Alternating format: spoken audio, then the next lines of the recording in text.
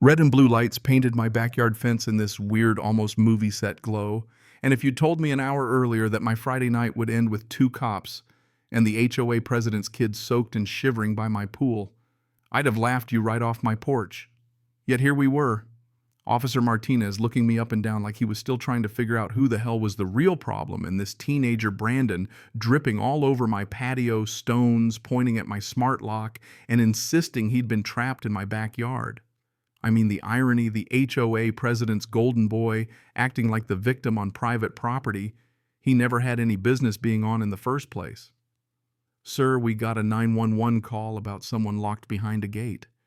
Martinez said, his voice flat in that way you only get after years of hearing people's dumbest excuses. This young man says he was locked in your yard and couldn't get out. I didn't even blink.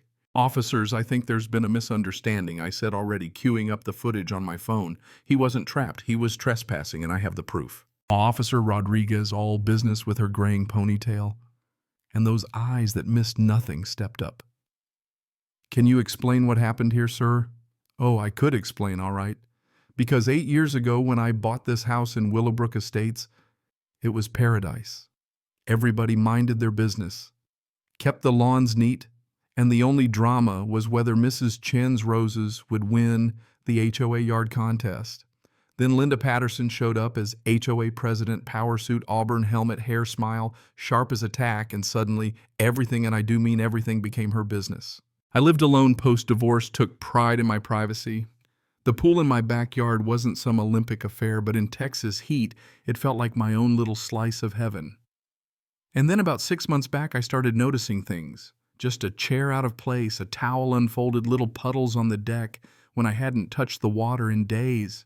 At first I figured maybe I was being paranoid, living alone will do that, but it kept gnawing at me.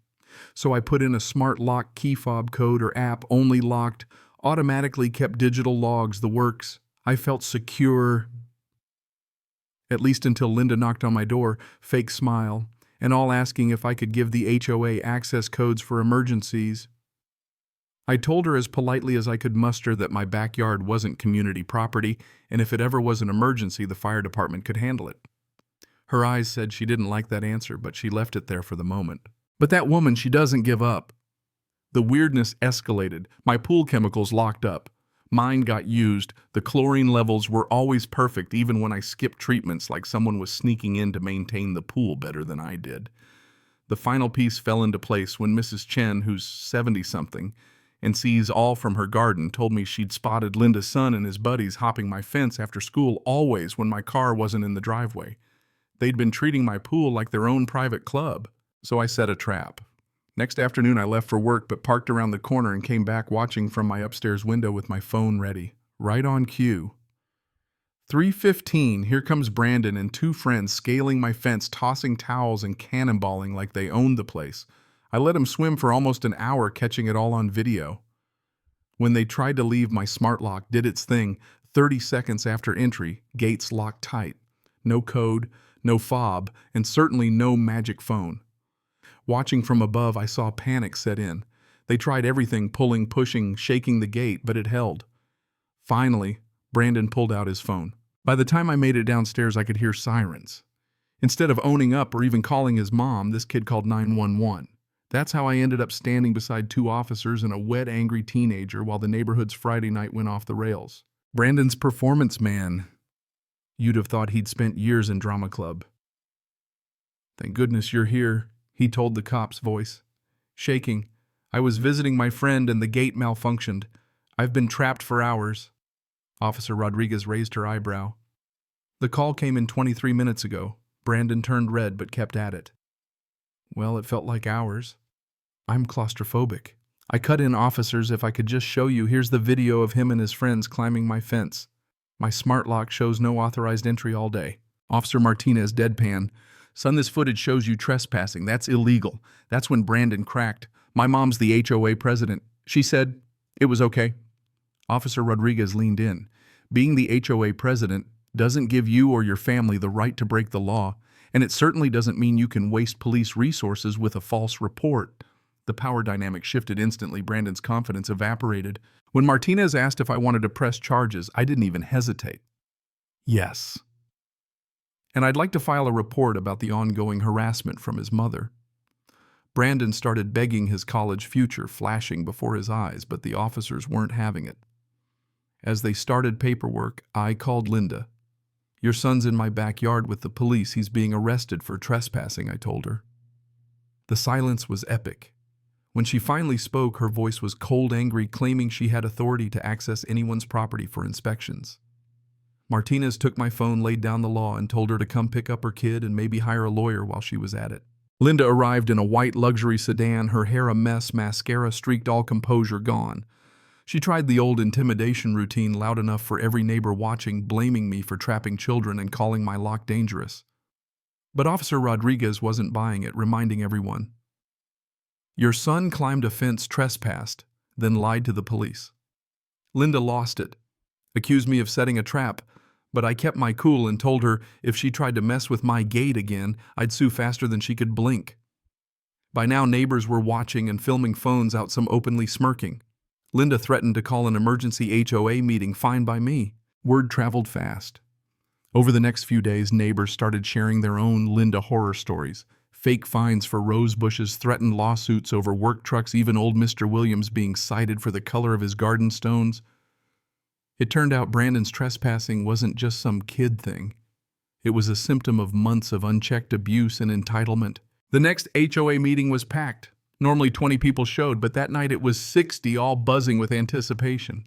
Linda tried to run things as usual, but when open comments came, I stood up and aired everything. The footage, the smart lock logs, Linda's emergency authority claim, Brandon's trespassing, the whole rotten mess. The crowd exploded, neighbors shouting about bogus fines and years of bullying. Mrs. Johnson, fined for roses, stood up furious. Mr. Garcia, who'd been threatened over his truck, joined in. Linda's face went from red to white as she realized she had zero support. I made it clear I'd filed charges, was filing a formal complaint with the management company, and that this was about abuse of power, not personal grudges. The room rallied, someone called for a vote of no confidence, chants of resign broke out, and the board moved to suspend Linda pending investigation. Her only no vote didn't matter. She was out. As she gathered her things, she muttered, "This isn't over," but nobody believed her. Within 2 weeks, Brandon pleaded guilty, community service fines, the whole 9 yards. Linda was removed as president permanently, and an audit found she'd forged signatures, misused funds, and basically run the HOA like her own personal kingdom. Even worse, she'd given Brandon and his friends the neighborhood's master gate codes, letting them pool hop all over town. Turns out my place wasn't the only one. They'd been doing this for months at other homes too. Detective Lopez, who took over the case, told me this kind of teen trespass ring was getting common, but my smart lock evidence was the first time they'd been able to really nail someone. Brandon's 2 buddies got charged too. One was even Mrs. Chen's grandson, which stung, but she stood up at the next meeting and said, "He's old enough to know better." The lawsuits were quick and brutal. Several of us joined in, and the Patterson family ended up paying out more than their fancy car was worth. Linda's husband filed for divorce, citing irreconcilable differences, which everyone understood meant enough is enough. The new board, led by Mr. Williams, the Gardenstone guy, got right to work. They tossed out a bunch of bogus fines, established real transparency, and made it clear HOA power ends at your property line. Security upgrades swept the neighborhood, and suddenly everyone was a little friendlier, a little less scared. Mrs. Chen started a neighborhood watch, and the pool security industry actually reached out to me, asking if they could use my story. Even local news picked it up, and before long, Willowbrook Estates was being touted as a reformed community, where residents had finally taken back control. Property values started climbing again. People moved in for the transparency, not in spite of it.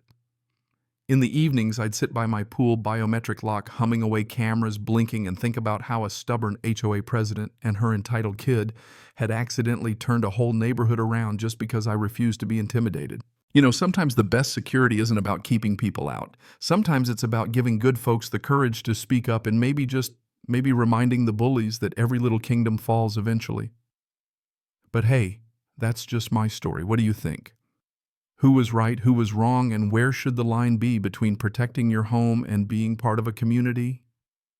Drop your take in the comments. I'm genuinely curious, because around here, voices matter a whole lot more than threats ever did.